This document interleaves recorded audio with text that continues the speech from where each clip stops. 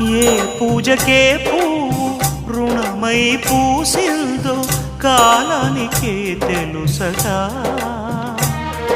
ఆ కాలం కనుమూస్తే కలగా చెరిగేది జీవితం ఒకటేనడా సవతిగా కాకుండా చెల్లిగా నన్ను చూసి తల్లిని చేశావుగా ఈ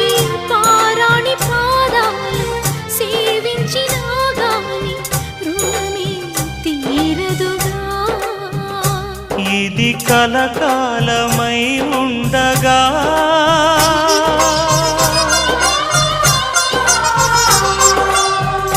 నీ అనుభవం